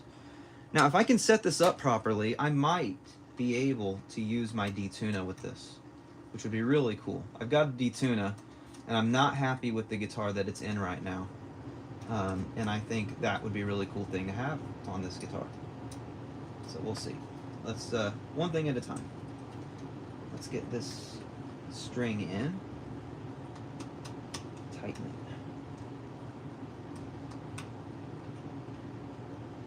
For those of you just joining, this is a D-Tuna. I'm sorry, D-Tuna. This is called a trim tool, a shred neck trim tool. It's really cool. It comes with this adhesive thing that you stick on the back of your neck, and then you can take this and you can... Pretty cool, huh? All right. So that's in there. I'm gonna pull that back, this, and tighten that locket tuner. And then I'm just gonna leave it. I will tune all the strings at the end, I think. I just want to get all the strings on it. Let's do the G string next. Okay. Shred neck.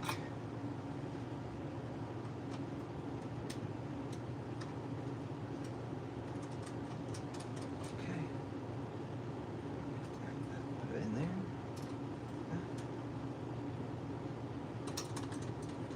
I like to do it by hand first, then I will crank it with this.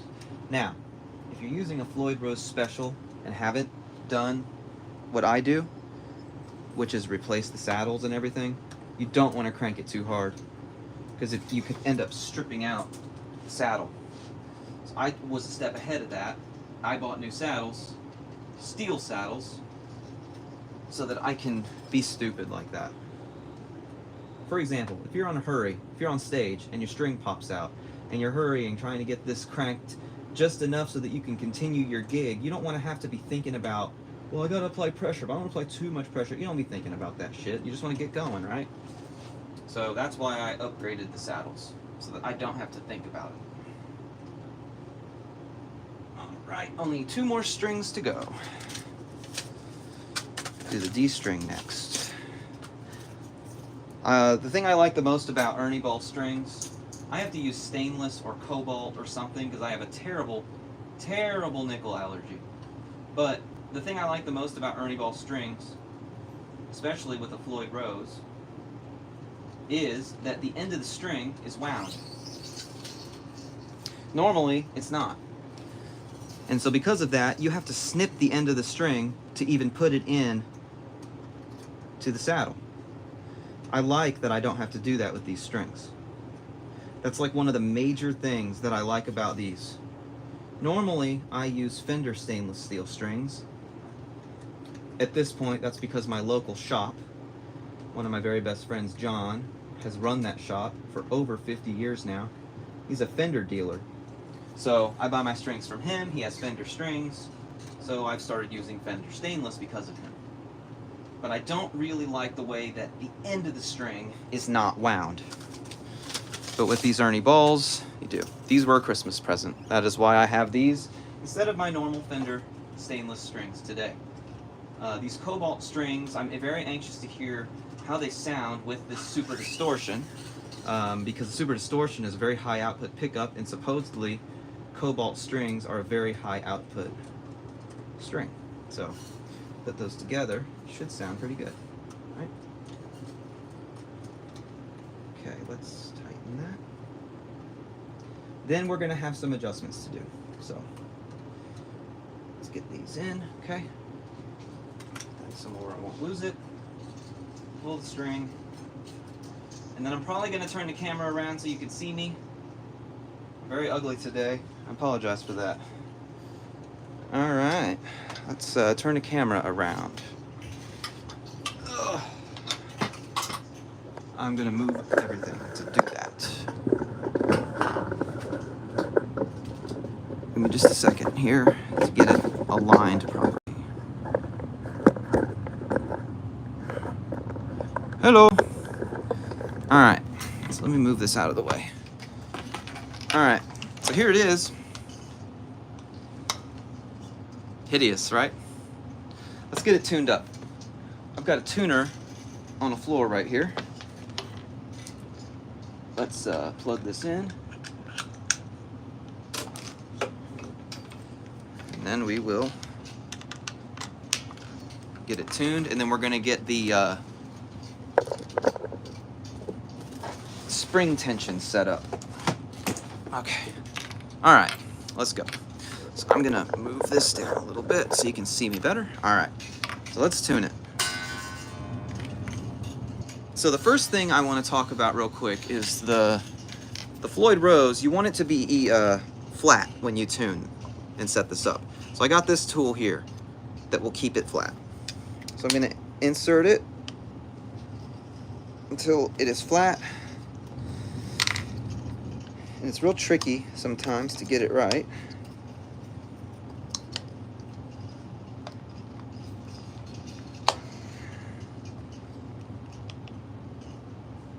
Okay, that's pretty much... Well, you know what's funny? I don't think I'm going to be able to use it with this guitar. You know why? So this is made for a floating Floyd, right? The problem is that this Floyd is so close to the body that there's not any room for this to get in there. Is there still a lot of utility for this tool? Absolutely, there's a lot of utility for this tool. But I can't use it today. So instead, I'm going to use something else. Here, I got this shop towel right here. I'm just going to grab the end of this towel and I'm going to just stuff it underneath. And that is just enough right there. Perfect. Now it's flat. Okay. All right. Let's tune it. Now I set my guitars up for E flat. Just so you know.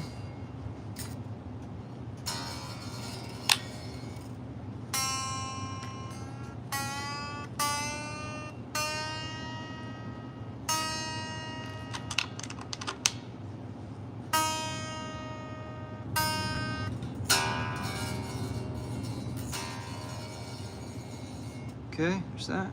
Go A.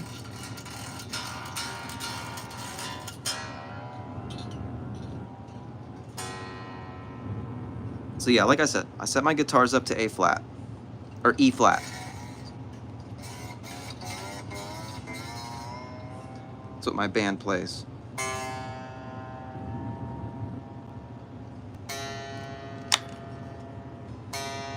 I'm very anxious to hear what this Jackson pickup sounds like. This one right here. It came with this guitar. I have no idea. I'm probably gonna replace it if I don't like it. I have no idea what to expect. All right, and let's tune the G string, everybody's favorite string.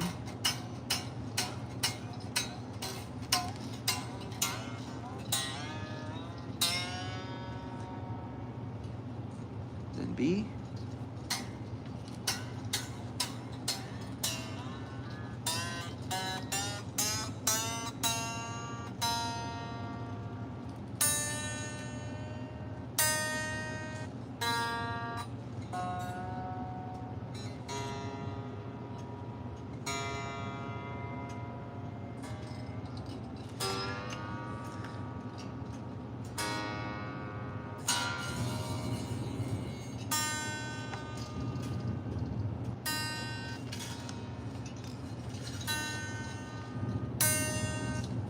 As you know, with new strings, you gotta stretch them out. Now, yes, I'm using locking tuners, and yes, I'm using a Floyd Rose, but you still gotta stretch them out. This should be the last time through, and then it should be good.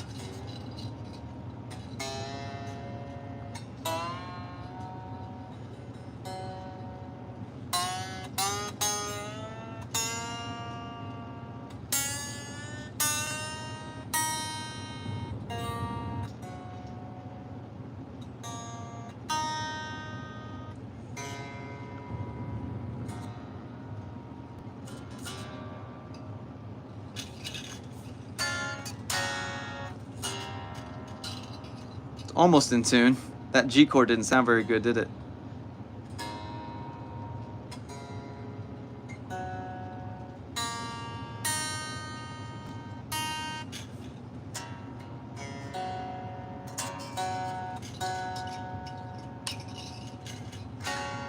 There we go.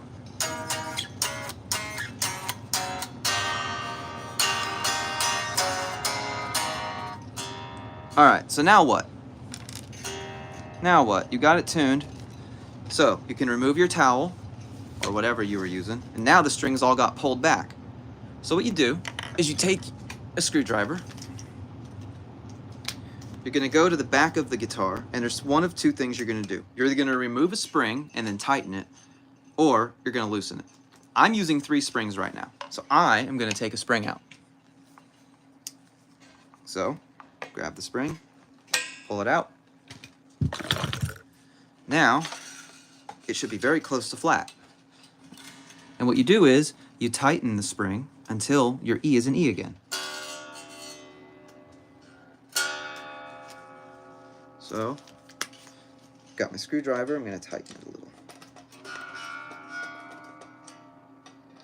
You can't see it, but I'm looking at this tuner down here, waiting for it to show me D sharp or E flat.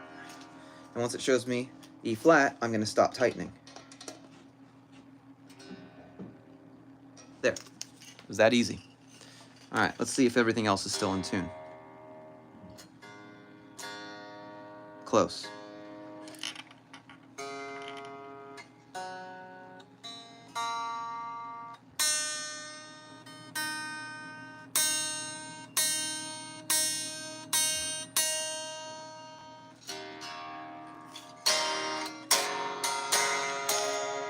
It's out of tune. That's okay. This is the struggle that you have when you put new strings on a Floyd, even if it's not a new Floyd.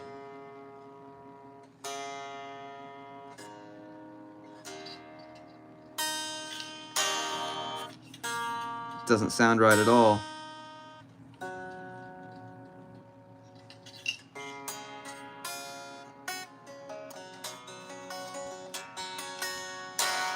There we go.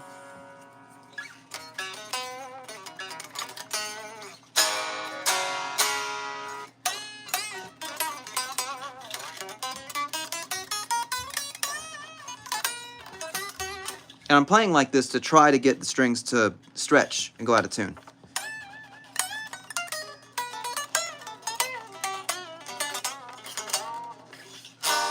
See?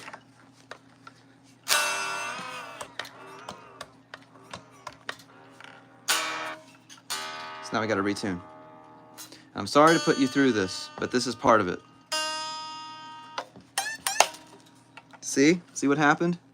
That string broke off right there. It's very frustrating. But it's part of what happens when you're doing something like this. Very, very, very frustrating. So, we're gonna get another E string out of another pack. I got one right here.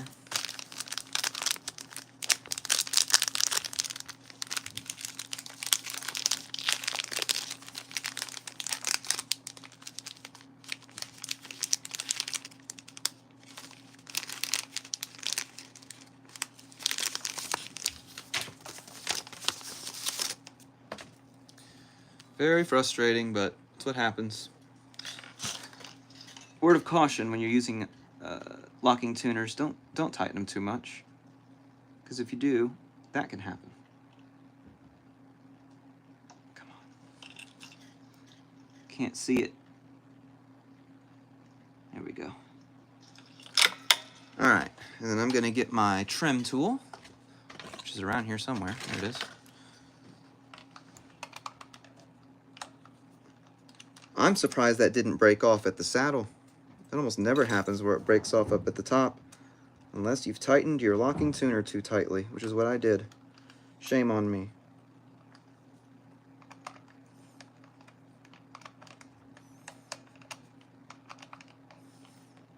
Okay, and let's pull it tight.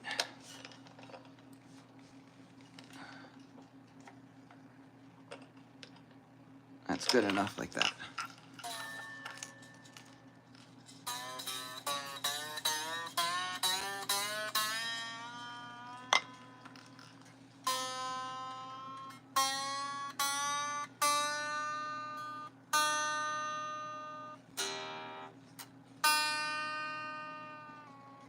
You hear that?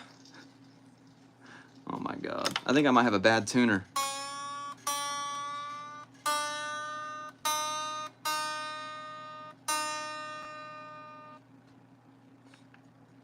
actually see the string moving in there. It's so stupid.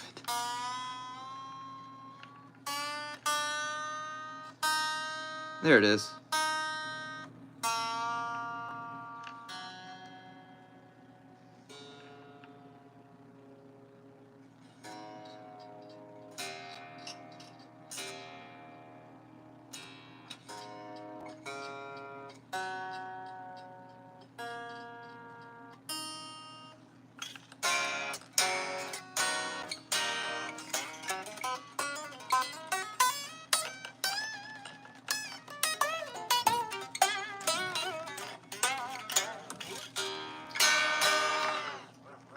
So I'm trying to pull those strings out of tune, like I said.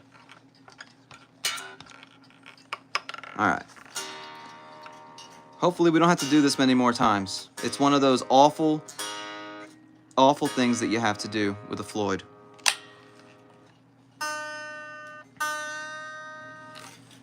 My tuner is not working properly right now. I don't know why.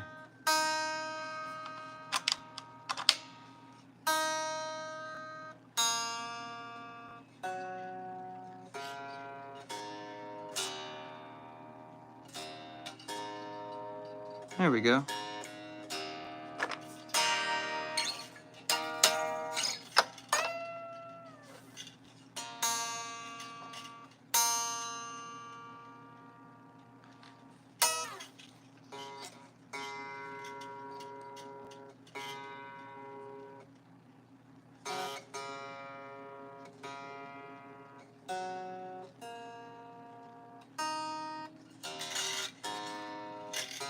All right, there we go. It's on. All right, let's see if we can keep it in tune now using the trem. So here's an E chord.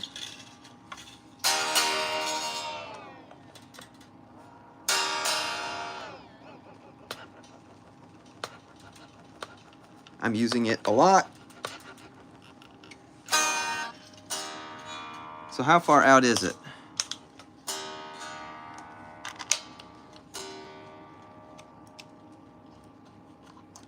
What's going on here? My tuner's being stupid.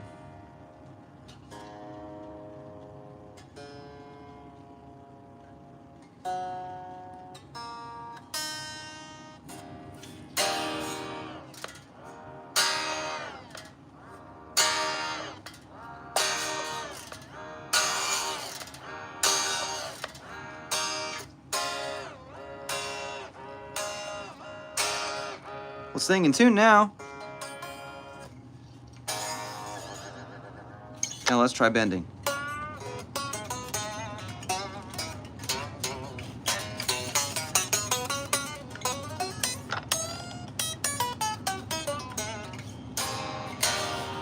Terribly out of tune again. But if we use the trem, does it go back? Pretty much. All right, let's plug it into an actual amp and hear what it sounds like. Let me move all this crap out of the way. This is ridiculous.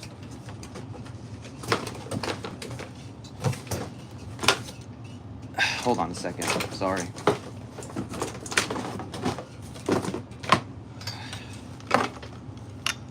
All right, let's plug this into this amp. This is my Positive Grid Spark.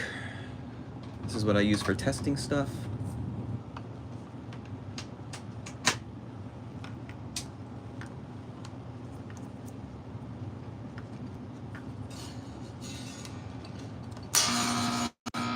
Uh-oh. I think my jack is loose or something. Oh, I can't use a right angle on this. Hold on. I gotta flip it. Just a second. There we go. That's in there good now.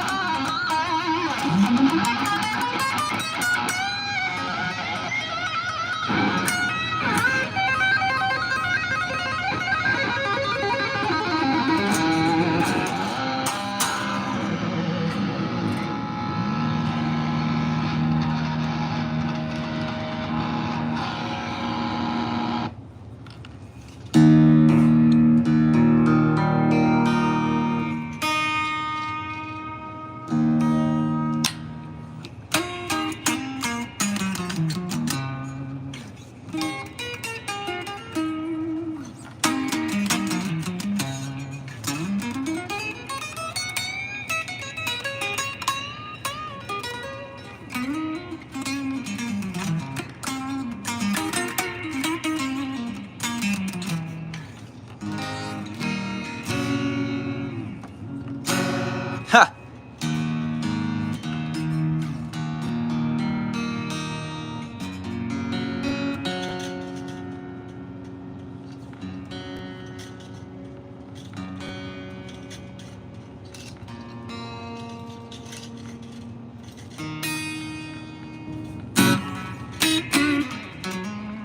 Seems like it works.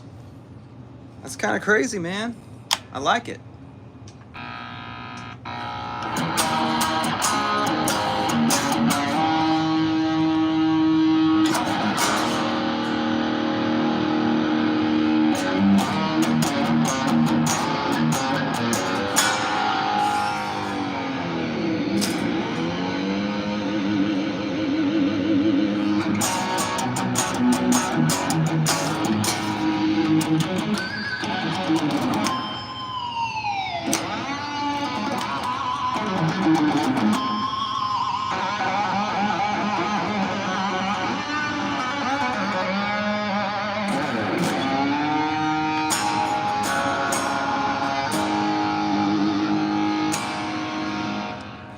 All right, well, other than getting the various, getting the strings all stretched out properly, I think that we did it.